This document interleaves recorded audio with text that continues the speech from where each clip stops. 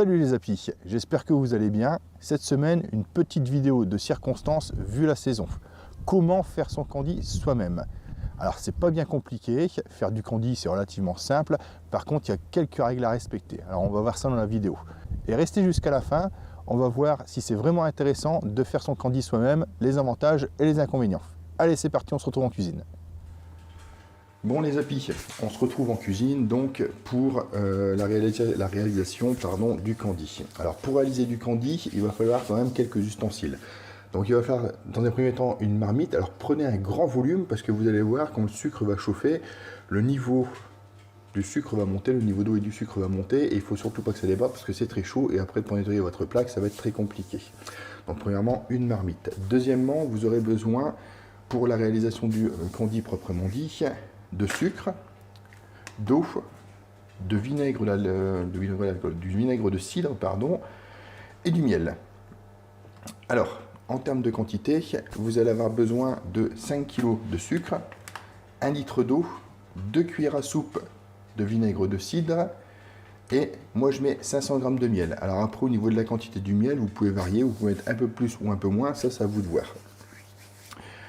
En ustensile, vous aurez également besoin d'un thermomètre de cuisson, voilà, parce que il y a des températures qu'il faut respecter et ne pas dépasser pour que le candy soit bon pour les abeilles. Et ensuite, je vous montrerai, une fois qu'on sera en fin de vidéo, un malaxeur, alors soit un batteur de cuisine, soit un malaxeur type malaxeur à peinture qu'on trouve chez tous les bons marchands de bricolage, que vous mettez sur une perceuse. Donc voilà.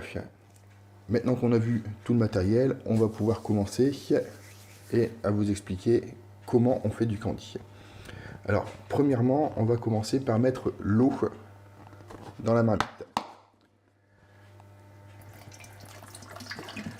Alors, pourquoi mettre l'eau en premier? Tout simplement pour être sûr que le sucre qui est au fond de la marmite, soit bien humidifié. Puisque s'il y a du sucre non humidifié au fond de la marmite, vous risquez de faire du caramel et le caramel est toxique pour les abeilles. Donc on met l'eau en premier, comme ça on est sûr qu'il y a de l'eau dans le fond de la marmite. Ensuite, on va venir déposer le sucre. Alors au niveau des quantités, là moi je fais 5 kg de sucre. Si vous faites 10 kg de sucre, ben, fatalement il faut mettre 2 litres d'eau, 4 cuillères à soupe de vinaigre de cidre et plus de miel ou moins de miel selon ce que vous voulez mettre dedans. Voilà. Inversement, si vous voulez faire moins, ben, vous divisez, vous faites une règle de 3. Donc là on va mettre les 5 kg de sucre dans l'eau.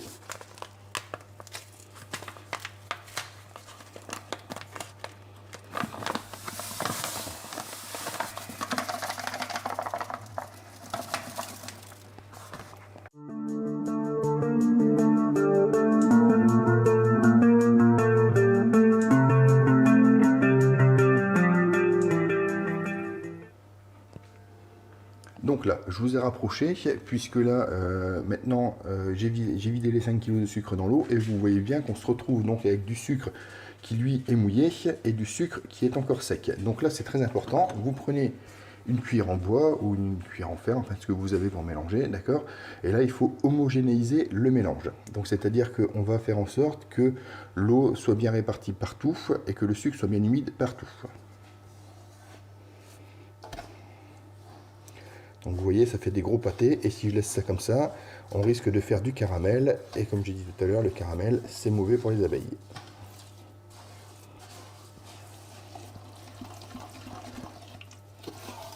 Donc voilà, là vous voyez, le mélange est complètement homogénéisé, on va pouvoir mettre la plaque à chauffer.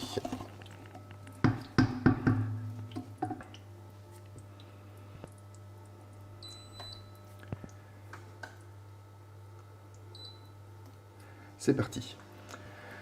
En parallèle, je vais programmer mon thermomètre de cuisine pour qu'il sonne à 90 degrés. Puisqu'on va faire la cuisson en deux temps.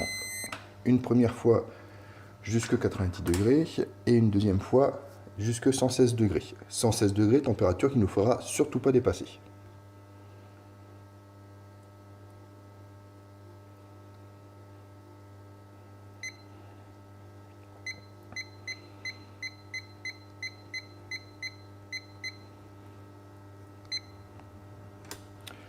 Donc voilà, j'ai réglé mon thermomètre de cuisson sur 90 degrés, d'accord.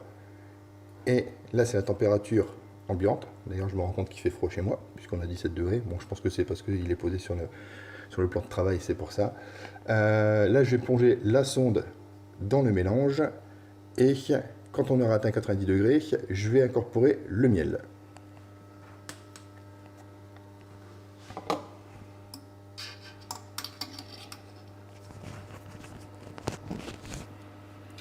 Surtout, chose très importante, quand le mélange chauffe, afin d'homogénéiser la température du mélange, on mélange constamment.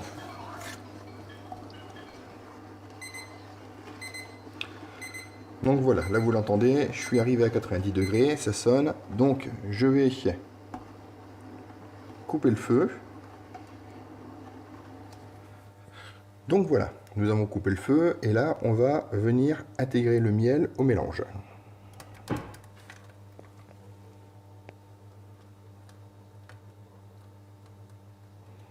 Alors moi c'est du miel de printemps que j'avais gardé puisqu'il était trop humide. Voilà, donc j'en ai gardé un peu en réserve et vous voyez, eh bien ça sert. Donc voilà, nous avons mis le miel dans le mélange d'eau et de sucre. Et là, on va mélanger le tout pour que le miel s'incorpore bien au mélange au sucre.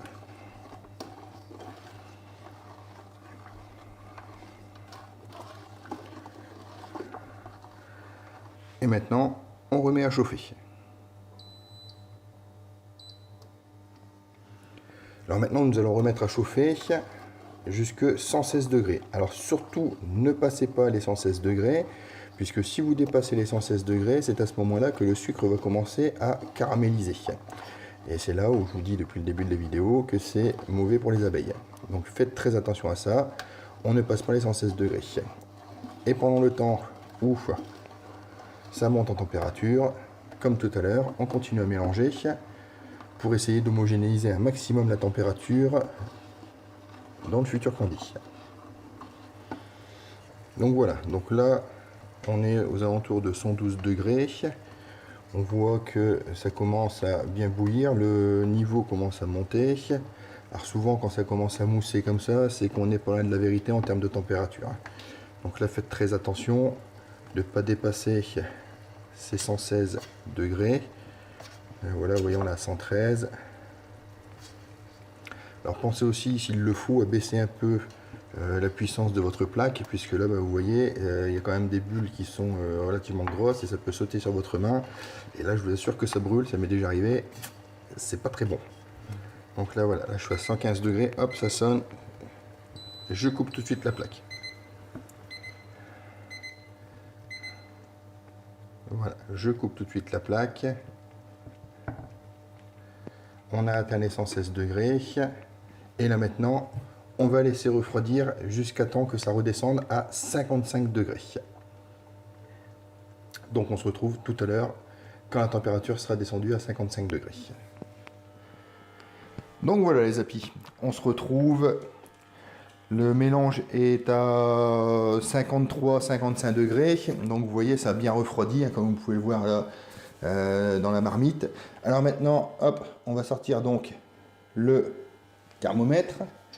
Voilà, faites attention de ne pas en mettre partout, parce que sinon, hop, c'est toujours le beans après. Et donc maintenant on va pouvoir mélanger, brasser. Donc je vous montre moi ce que j'utilise. Donc j'ai un mélangeur à peinture, voilà tout simplement. Alors essayez d'en prendre un si vous prenez un mélangeur à peinture sur lequel il n'y a pas de peinture dessus, voilà, qui soit couleur fer. Voilà, parce que sinon vous pouvez avoir à force des petits morceaux de peinture qui vont se mettre dans le candy. Et tout ça branché sur une perceuse tout simplement. Donc essayez de mettre la vitesse pas trop vite au départ, parce que sinon vous allez mélanger trop vite et ça va pas aller. Et maintenant on va brasser. Allez, c'est parti.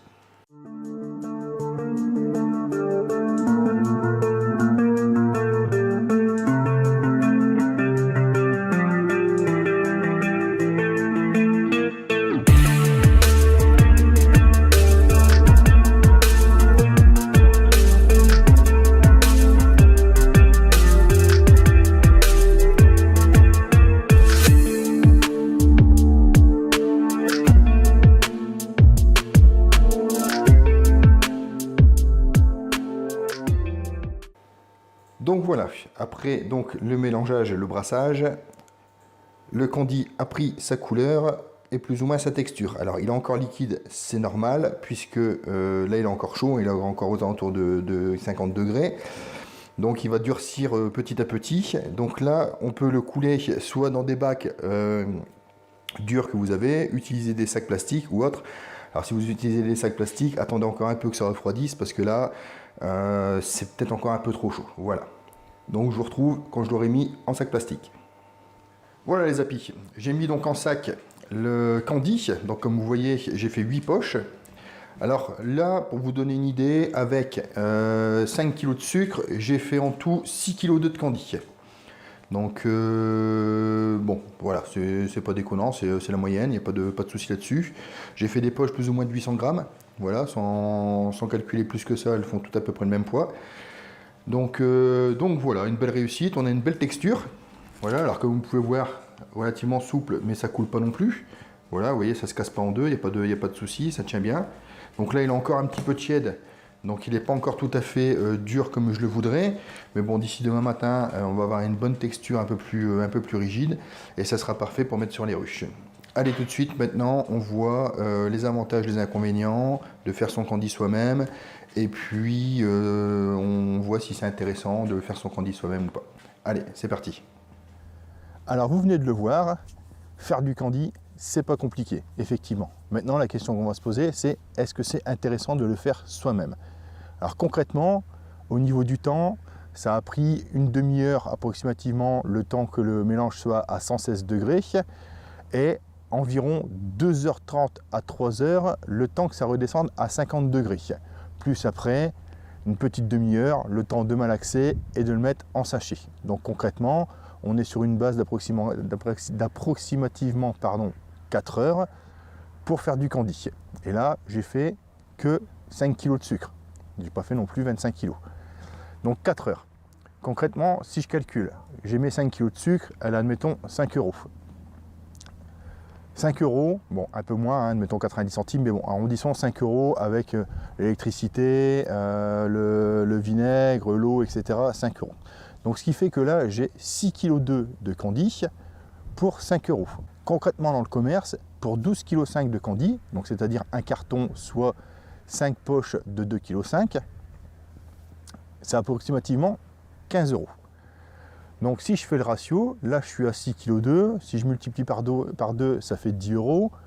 Bon là, admettons 11 euros avec un petit surplus, 15 euros. Si je compte le temps que j'ai mis à faire le candy, c'est pas intéressant. Alors personnellement, moi je fais du candy uniquement soit quand il y a rupture de stock dans les magasins, donc là ce qui était le cas, puisque on est en fin de saison, les magasins sont fermés, il n'y a plus de stock, j'ai été obligé de commander et je suis en attente et je ne vais pas laisser mourir mes colonies de faim. Donc j'en fais dans ce cas de figure là. Deuxième cas de figure où je fais du candy moi-même, c'est quand j'ai besoin de petites quantités pour faire des petits sacs. Alors concrètement, vous allez me dire, oui, je pourrais recouper un candy en 2, en 3, en 4. Effectivement, ça m'arrive de recouper une poche de 2,5 kg en plusieurs et de la dispatcher sur les différentes ruches. Mais ça m'arrive de le faire moi-même aussi pour pouvoir faire les sachets que je veux et pouvoir donner à différentes ruches différentes quantités. Maintenant, les avantages de faire son candy soi-même, c'est surtout de savoir qu'est-ce qu'on met dedans et comment il est fait. Alors, il y a différentes solutions. Là, moi, j'ai pris du sucre simple. Vous pouvez prendre du sucre en poudre. Enfin bon, différentes choses du moment que c'est du sucre le plus raffiné possible. Vous savez ce que vous mettez dedans. L'inconvénient, c'est que ça prend énormément de temps. Alors, si vous avez le temps, faites-le. Moi, ça ne me dérange pas. Maintenant, si vous avez 30 ruches et que vous voulez faire du candy pour vos 30 ruches, tout de suite, ça va devenir beaucoup plus compliqué. Donc, maintenant, à vous de peser le pour et le contre. Vous voyez les avantages, vous voyez les inconvénients, vous voyez aussi, vous, ce que vous voulez faire dans votre apiculture. Moi, j'ai fait mon choix. Je vous ai présenté aujourd'hui comment on fait du candy. Maintenant, à vous de décider. Alors, comme d'habitude, j'espère que la vidéo vous a plu. Si c'est le cas, un petit pouce bleu, on s'abonne, on active la cloche pour être au courant des nouvelles vidéos qui sortent au fur et à mesure de l'année. Et puis, laissez un commentaire. Voilà, ça fait toujours plaisir de pouvoir échanger sur des différents sujets. J'ai eu des demandes sur la dernière vidéo concernant des vidéos. On verra ce qu'on peut faire tout au long de la saison. Voilà, donc n'hésitez pas à commenter, à laisser une idée, à proposer quelque chose. On discute, il n'y a pas de souci. Allez les apis, on se retrouve pour une prochaine vidéo. Salut!